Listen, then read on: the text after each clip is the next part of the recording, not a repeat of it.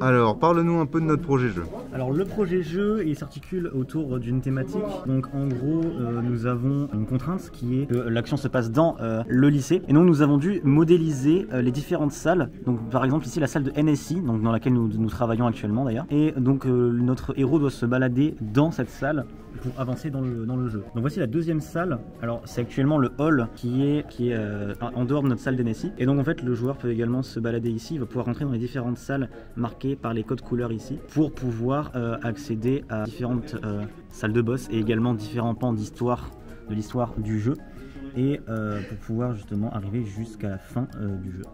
Donc voici un exemple d'une des salles dans lesquelles le joueur va pouvoir rentrer pour pouvoir rencontrer les boss. Donc c'est une salle de classe qui est assez classique mais qui a été modélisée par Maxime. Et donc vous pouvez voir notre personnage qui justement peut se balader à l'intérieur de cette salle avec les commandes classiques bien sûr, s'accroupir, sauter, marcher et courir.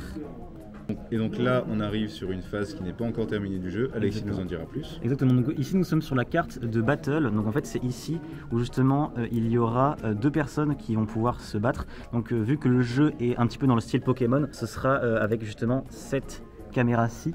Et donc nous pourrions voir un petit peu le style Pokémon avec les deux combattants qui se tiennent l'un en face de l'autre avec une caméra un petit peu sur le côté. Et donc cette carte, je voulais la faire un peu plus lumineuse et qui sort un petit peu dans un cadre un petit peu plus paradisiaque, on va dire entre guillemets, pour pouvoir donner un petit peu d'air au jeu. Et donc c'est pour ça que je l'ai fait sur une carte complètement différente, un peu vierge, avec justement des montagnes très éclairées, avec une espèce une petite forêt entre guillemets. Et donc le but c'est ici d'avoir justement un seul angle de caméra qui permettra de dérouler les combats et donc qui permettra de faire débloquer de nouveaux personnages à mettre dans notre équipe, etc. Donc maintenant, on va parler du menu.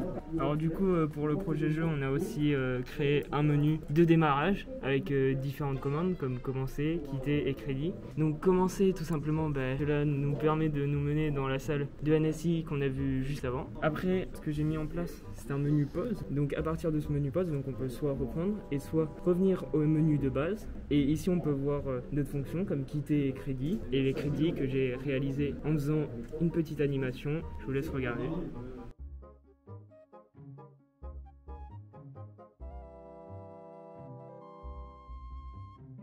Donc là, on est en développement HTML, CSS, JavaScript pour le site internet du projet jeu.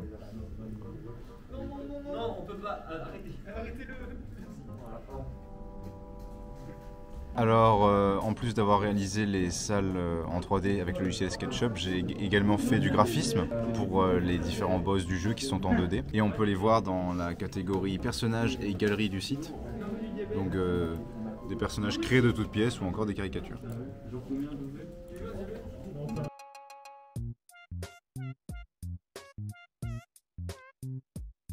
Donc, on a ici le projet tunnel. Donc, en quoi il consiste ? En gros, on récupère les données des capteurs ici, puis on les écrit sur une base de données, ensuite l'autre partie récupère. Voilà, donc on récupère les données qui vont être écrites dans un tableau sur notre site HTML. Un fichier Python tourne en arrière-plan, il vérifie si tous les niveaux de température, pression et CO2 sont OK. Sinon, il affiche un message sur le panneau lumineux selon les données inscrites dans notre base de données.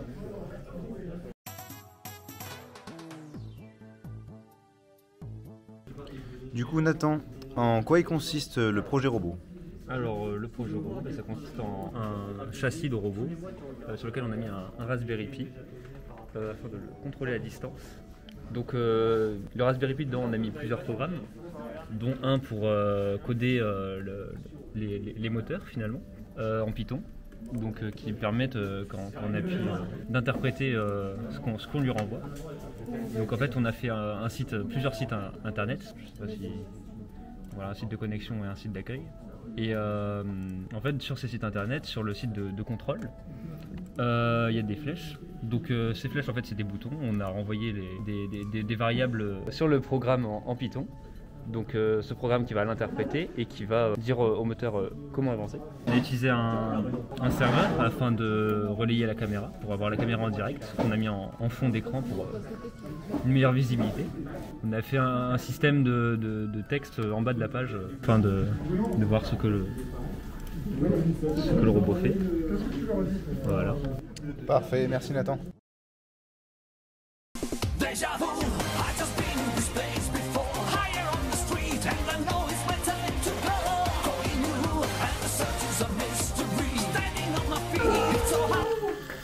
Ouais. 1 minute 53, ça va, j'ai eu des problèmes techniques de fil et tout. Faut rajouter la musique de Mario Kart au montage.